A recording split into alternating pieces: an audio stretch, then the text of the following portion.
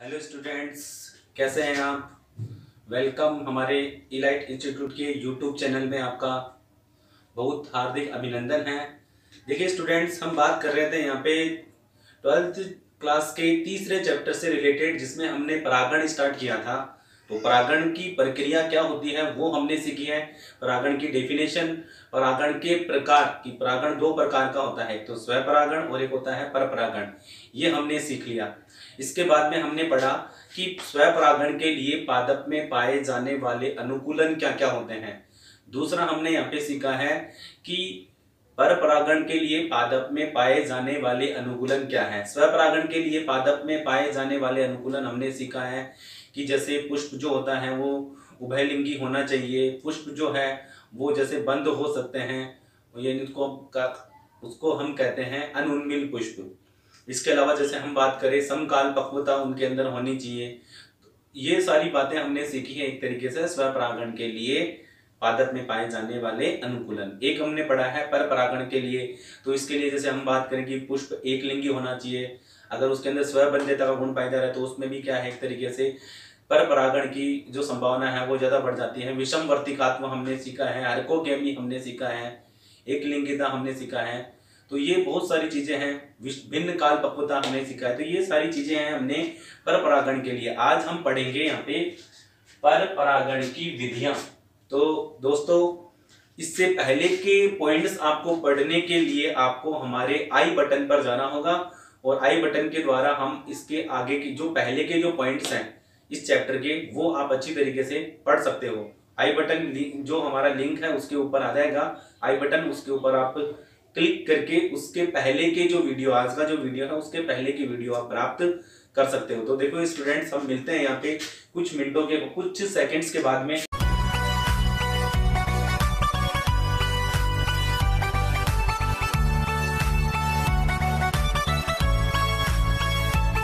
हमारा पॉइंट है परपरागण की विधियां, तो इसमें हम मिलते हैं। देखिए स्टूडेंट्स,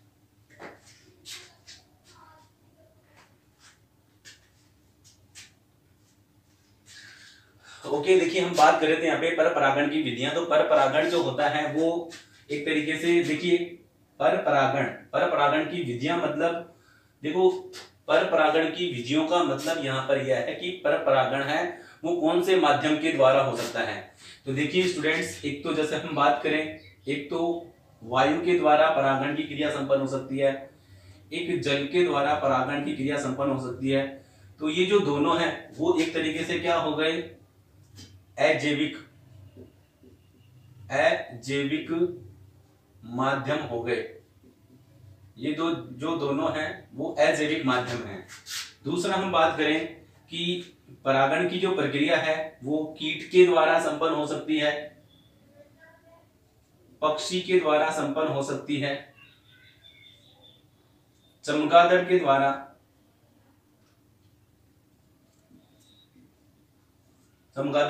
संपन्न होती है। तो इनको हम कह सकते हैं जैविक माध्यम, इन्हें हम जैविक माध्यम कहते हैं। तो ये थी बात हमारे पास एक तरीके से परपरागण की विधियां। तो हम यहाँ पे परपरागण की विधियां हैं वो 5 प्रकार से पढ़ेंगे। वायु के द्वारा परागण की प्रक्रिया, जल के द्वारा, कीट के द्वारा, पक्षी के द्वारा और चमगादड़ के द्वारा, और अन्य भी एक दो कुछ सीखेंगे। तो आज हम बात करते हैं स्टूडेंट्स, देखिए कि परपरागण की विधियां में सबसे पहले हम पढ़ेंगे यहाँ पे वायु परागण। तो देखिए हमारे पास पहला जो पॉइंट है, फर्स्ट पॉइंट हमारे पास आता है यहाँ पे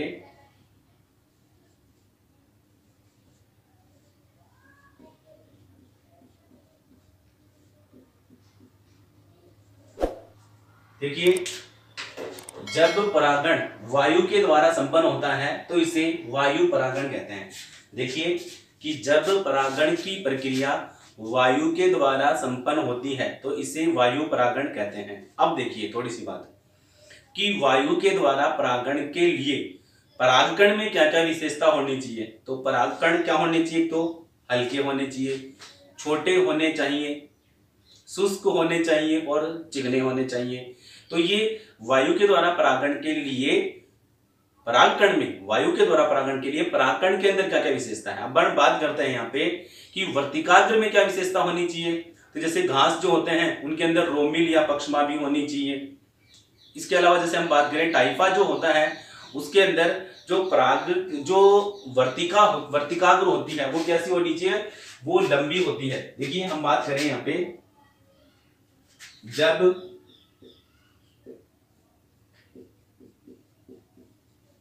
जब परागकण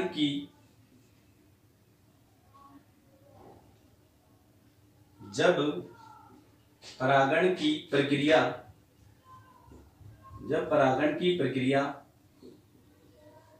वायु के द्वारा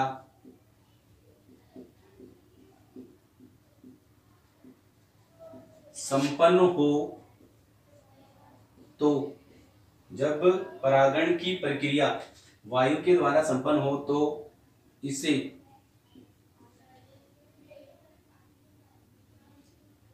वायु परागण कहते हैं। वायु परागण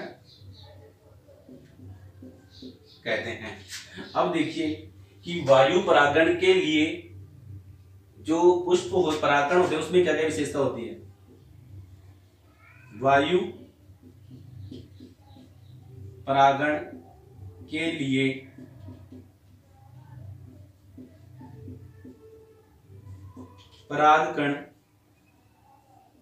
परागकण में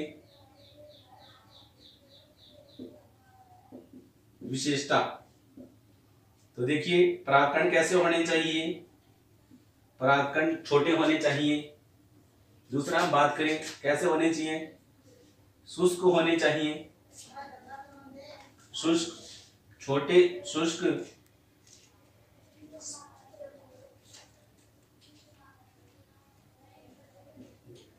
चिकने और संख्या में अधिक।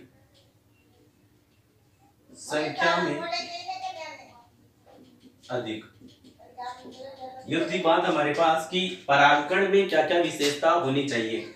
अब हम बात करते हैं यहाँ पे वर्तिकाग्र के अंदर। तो देखिए हम बात करें यहाँ पे कि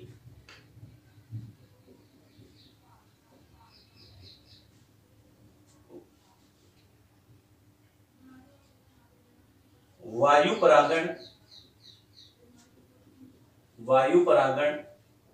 के लिए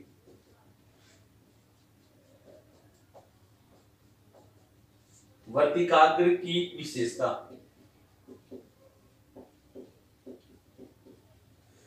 तो वायु परागण के लिए वर्तिकाग्र की विशेषता जैसे अपन बात करें घास की जो होती है वो क्या कैसे होनी चाहिए, रोमिल या पक्षमाभि। तो घास के अंदर कैसी होती है, घास में रोमिल या पक्षमाभि होती है। दूसरा हम बात करें रोमिल या पक्षमाभि होती है। दूसरा हम बात करें कि जैसे एग्जांपल है यहाँ पे, ये तो घास का एग्जांपल आ गया। दूसरा हम बात करें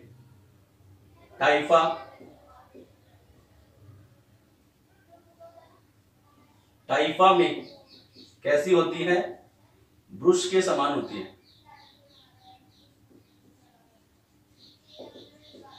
तो ये थी बात हमारे पास कि वायु परागण। अब हम बात करते हैं जल परागण। देखिए बात करेंगे यहाँ पे जब परागण की प्रक्रिया जल के द्वारा संपन्न होगी तो इसे हम क्या कहेंगे, जल परागण। अब देखिए कि कुछ प्लांट ऐसे हैं जो जलीय प्लांट है, तो वो ये कोई जरूरी नहीं है कि सभी जलीय प्लांट में परागण की जो प्रक्रिया है वो जल के द्वारा ही संपन्न हो। तो देखो दूसरा पॉइंट हमारे पास क्या आ गया, जल परागण।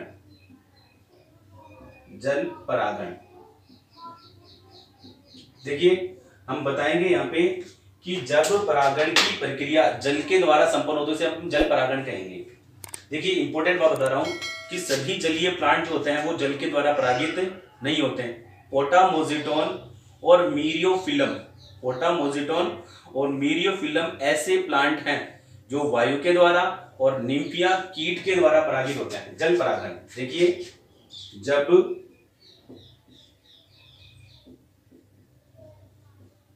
परागण की प्रक्रिया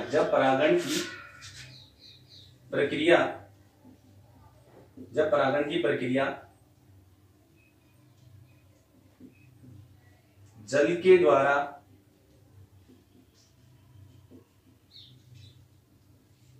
संपन्न होती है तो इसे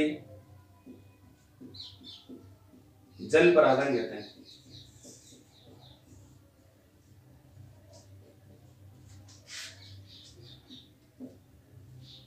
अब देखिए कि सभी जलीय प्लांट है वो जल के द्वारा परागित नहीं होते। पोटा, मोजिटोन और मीरियोफिलम। देखिए यहां पर एक इंपॉर्टेंट है, पोटा, मोजिटोन, पोटा मोजिटोन व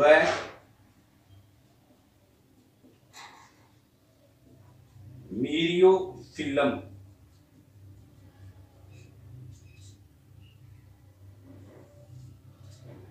पोटा मोजिटोन तथा मीरियोफिलम ऐसे जलीय पादप है जो वायु के द्वारा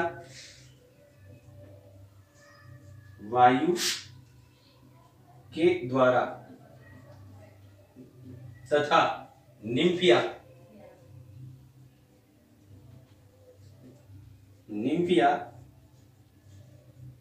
कीट के द्वारा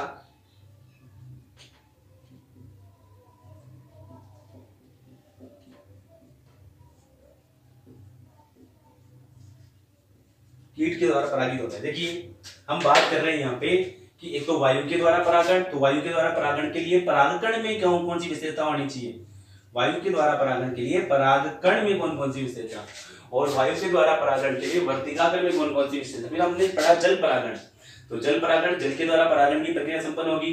पोटा मोजिटोन इंपोर्टेंट है, पोटा मोजिटोन और मीरियोफिलम ये ऐसे जलीय प्लांट हैं जो वायु के द्वारा परागित होता है। इसके अलावा निम्फिया। देखिए हम बात करते हैं यहाँ पे जल परागण की, तो जल परागण जो है वो दो प्रकार का होता है। देखिए जल परागण दो प्रकार का होता है।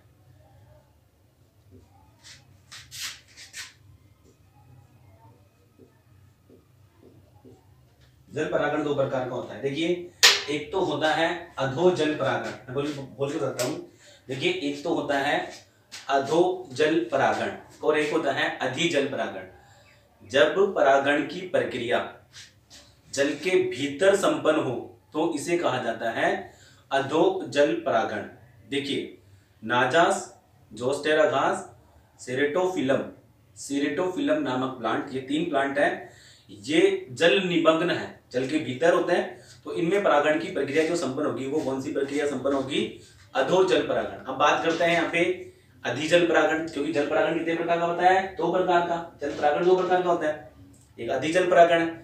तो इसमें अधिजल परागण में परागण की प्रक्रिया जल की सतह पर संपन्न होती है। और एग्जाम्पल याद रखना, वेलिसनेरिया। दो एग्जाम्पल बताए मैंने, ध्यान रखना।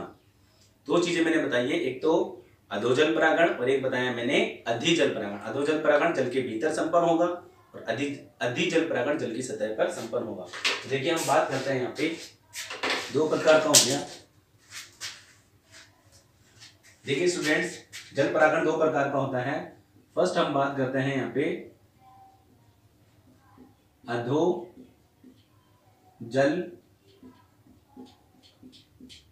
अधोजल परागण। देखिए अधोजल परागण में क्या होगा वो देखिए। अधोजल परागण में जब परागण की प्रक्रिया जब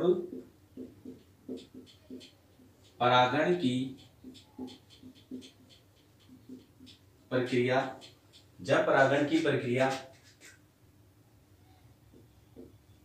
जल के भीतर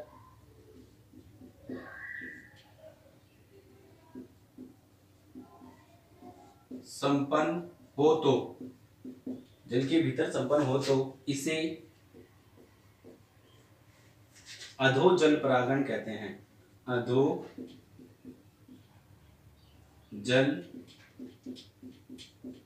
परागण कहते हैं। एग्जाम्पल मैंने बताया आपको। देखिए ये ऐसे प्लांट होते हैं वो जल के अंदर रहते हैं, जल निमग्न रहते हैं, जल के अंदर। तो जल के भीतर संपन्न होगी तो उसे अपन क्या लेंगे, अधोजल परागण। एग्जाम्पल मैंने बताया यहाँ पे नाजास, जोस्टेरा घास, जोस्टेरा घास है, स्पिरिटोफिलम,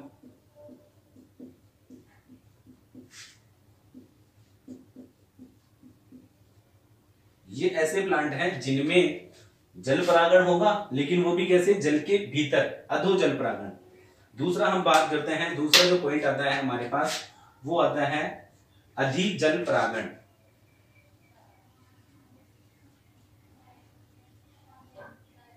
अधिजल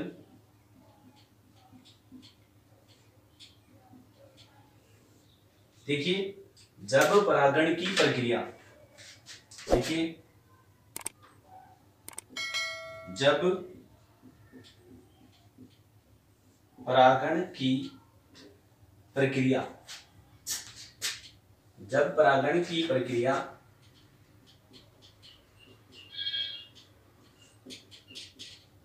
जल सतह पर संपन्न हो, जल सतह पर संपन्न हो तो इसे अधिजल परागण कहते हैं। अधिजल परागण कहते हैं। एग्जाम्पल याद रखना, वेलिसनेरिया। एग्जाम्पल क्या है, वेलिसनेरिया।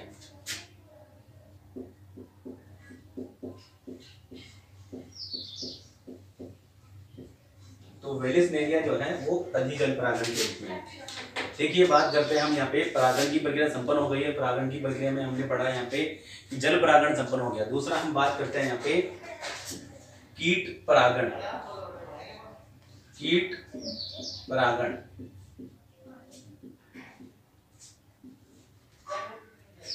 देखिए जब परागण की प्रक्रिया कीट के द्वारा संपन्न हो तो उसे कीट परागण कहते हैं। देखिए जब परागण की प्रक्रिया, जब परागण की प्रक्रिया कीट के द्वारा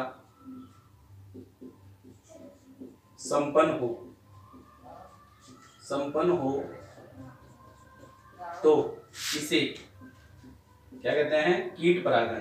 तो इसे कीट परागण कहते हैं।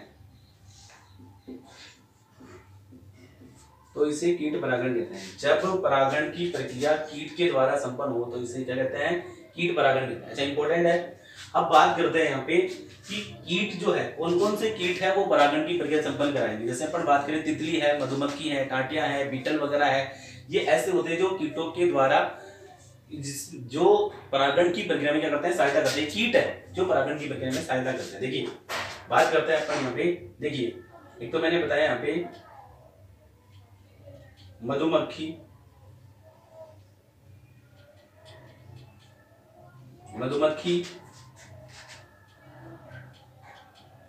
बीटल, तितली, मधुमक्खी, बीटल, तितली,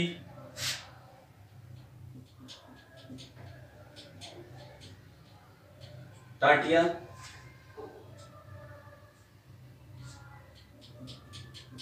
आदि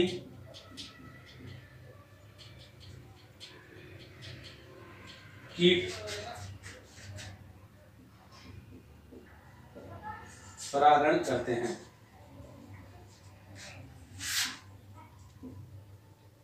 देखिए कीट परागण की जो प्रक्रिया है वो कौन कौन से पौधों में संपन्न होती है। जैसे हम बात करें यहाँ पे सरसों, साल्विया, सरसों, साल्विया, सरसों है, साल्विया है, सरसों है, साल्विया है,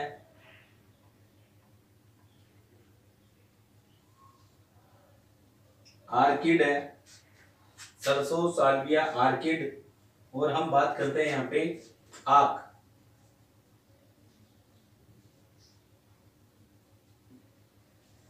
आदि में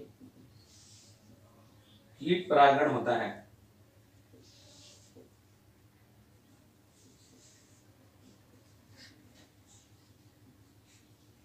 देखिए परागण की प्रक्रिया कीटों के द्वारा संपन्न हो, परागण की प्रक्रिया किसके द्वारा, कीटों के द्वारा संपन्न हो। इसके लिए पुष्प कैसे होने चाहिए, गंधयुक्त, आकर्षक और मकरंद युक्त। तो ये तीन चीजें हैं, गंधयुक्त, आकर्षक और मकरंद युक्त होने चाहिए। इसका एक स्क्रीनशॉट लीजिए, फिर आगे बताते हैं।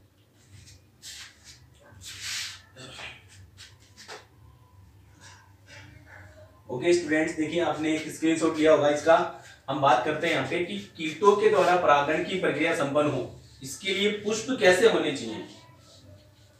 तो देखिए कि जब कीटों के द्वारा परागण की प्रक्रिया संपन्न होगी, जब कीटों के द्वारा परागण की प्रक्रिया संपन्न होगी तो उसके लिए पुष्प कैसे होने चाहिए।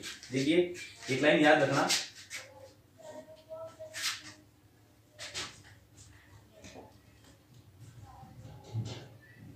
जब कीटों के द्वारा परागण की प्रक्रिया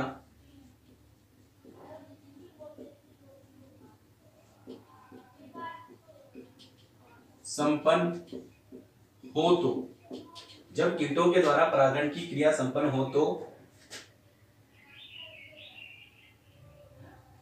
पुष्प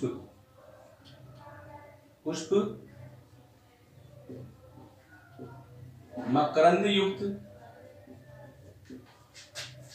गंध युक्त तथा कैसे होने चाहिए, आकर्षक होने चाहिए, आकर्षक होने चाहिए। हम बात करते हैं यहाँ पे, ये थी बात इसके बारे में। नेक्स्ट हम बात करेंगे यहाँ पे जो होगा पक्षी परागण। पक्षी परागण, देखिए जब परागण की प्रक्रिया पक्षी के द्वारा संपन्न होगी, जब परागण की प्रक्रिया पक्षी के द्वारा संपन्न हो तो उसे हम क्या कहेंगे, पक्षी परागण। अब पक्षी परागण के लिए जो वर्तिका हो, जो पुष्प जो होते हैं वो लंबी वर्तिका वाले होते हैं। अब एग्जांपल बताए गए यहाँ पे, जैसे तंबाकू है, एरिस केसिकुल के प्लांट है, कैलिस्टेमोन है, ये ऐसे प्लांट है। अब इसके अंदर पक्षी परागण की प्रक्रिया तो गुंजन पक्षी है, शकरखोरा है, ये ऐसे पक्षी होते हैं जो परागण की प्रक्रिया संपन्न कराते हैं। अब देखिए पक्षी परागण तीन एग्जांपल तो हमने पढ़ लिया। एक अब जैसे यहाँ पे सेमल है, पलाश वगैरह है, सेमल है, पलाश वगैरह है, उनके अंदर कौन सी प्रक्रिया के द्वारा, पक्षी परागण के द्वारा परागण की प्रक्रिया संपन्न होती है। देखिए जब परागण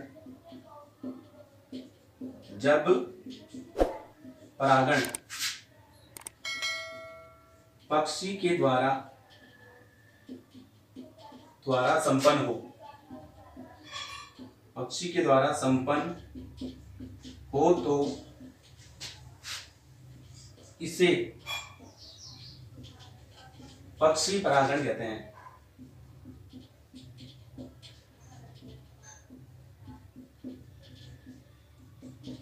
अब देखिए बात करें हम यहाँ पे कि पक्षी परागण है, जैसे मैंने बताया यहाँ पे कि जो पुष्प की वर्तिका, जो वर्तिका है वो कैसी होनी चाहिए, पक्षी परागण के लिए। देखिए एग्जांपल लिख लेते हैं डायरेक्ट, जैसे हम बात करें यहाँ पे तंबाकू है, तंबाकू निकोटियाना, एरिस केसिकुल के पादप,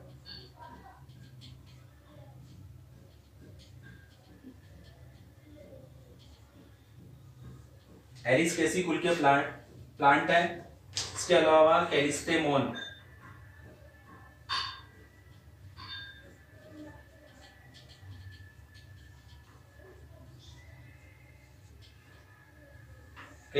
ये ऐसे प्लांट हैं जिनमें पक्षी के द्वारा परागण की प्रक्रिया संपन्न होती है। अब पक्षी कौन कौन से हैं, देखिए जैसे हम बात करें गुंजन पक्षी,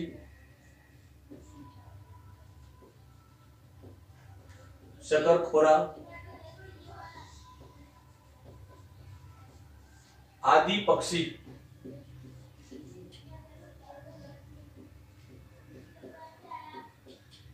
परागण में सहायता करते हैं, परागण में सहायता करते हैं।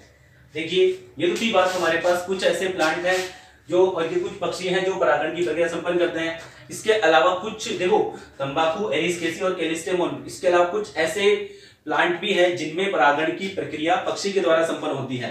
तो देखिए वो है हमारे पास, जैसे हम बात करें यहाँ पे सेमल है, बिग्नोनिया है, पलास है, सेमल, और एक एग्जांपल बताता हूं, सेमल, पलास, बिग्नोनिया,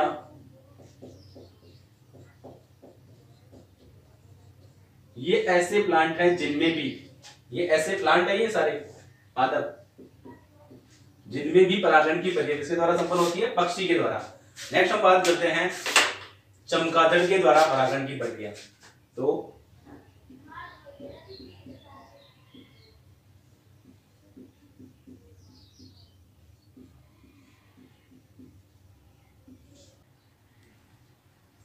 देखिए स्टूडेंट्स, चमगादड़ के द्वारा भी परागण की प्रक्रिया संपन्न होती है।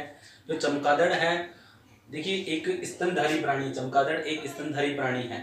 इसमें ये क्या करता है कि जैसे भोजन के लिए रात्रि के अंदर पुष्ट के ऊपर स्थानांतरित होता है, तो पुष्ट के ऊपर स्थानांतरित होगा तो उसमें परागण की प्रक्रिया संपन्न करवाएगा ये। तो देखो चमगादड़ के द्वारा कौन कौन से वृक्षों में परागण की प्रक्रिया संपन्न होती है। एक तो मैंने बताया यहाँ पे कदम, कचनार,